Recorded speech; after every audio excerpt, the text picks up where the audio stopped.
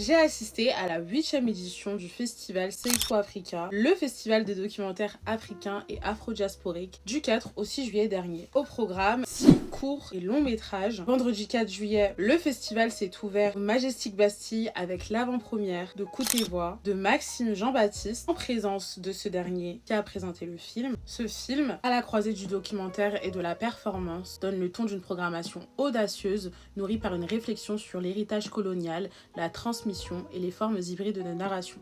La soirée s'est conclue dans une ambiance festive avec une batucada militante, rappelant la volonté du festival de conjuguer engagement politique et célébration culturelle. Le samedi 5 juillet, le festival a proposé une rétrospective Fescapo au cinéma L'Archipel, mettant à l'honneur 4 films primés lors du dernier festival panafricain de Ouagadougou, Where My Memory Began, Ominobu, Nyomen, L'Homme Nouveau, Le Médaillon et L'Homme Vertige. Et une thématique traverse ces 4 récits, la transmission. Celle que l'on verbalise, celle que l'on montre, dont on témoigne, traversant ainsi les générations et se perpétuant dans le temps. Dans Where My Memory Began, court-métrage aux apparences expérimentales, Priscilla Kunku Oveida nous plonge dans un récit autour d'un arbre. Celui d'une mémoire qui a réuni tout un village durant des décennies, où on célèbre et on se célèbre autour d'une racine commune. Ominobu, The Newman / L'Homme Nouveau, lui suit Kirinho, 76 ans, dernier habitant d'un village abandonné au Cap-Vert, dans une démarche contemplative où le lien entre l'homme, la terre et le temps est sublimé.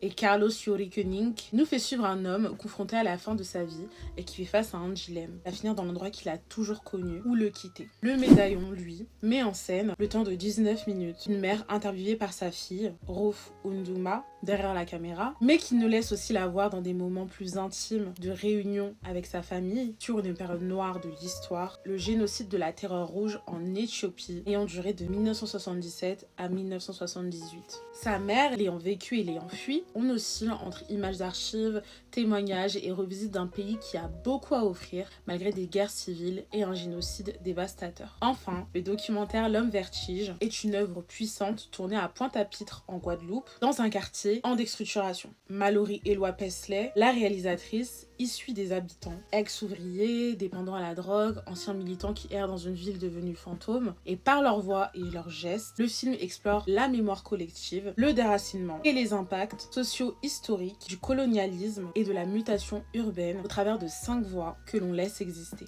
La soirée de clôture du dimanche 6 juillet au Reflet Médicis nous a offert une plongée dans le patrimoine cinématographique ivoirien avec la projection restaurée de Mouna ou Le Rêve d'un artiste de Henri Duparc, sorti en 1969 initialement. La séance a été conclue par une lecture de poésie et un concert par l'artiste franco-ivoirienne Kimberly Kipré dans le cadre d'une carte blanche à l'initiative de Archives.ivoire, proposant des projections de films patrimoniaux ivoiriens gratuites. Cette alliance entre cinéma, musique et poésie souligne l'ancrage profondément interdisciplinaire et sensible du festival. Dans une démarche de réhabilitation, on passe par le cinéma pour mettre en avant et célébrer la mémoire, les luttes, les amours et les joies d'auteurs d'œuvres documentaires qui subliment tout en dénonçant. Ne loupez pas la prochaine édition.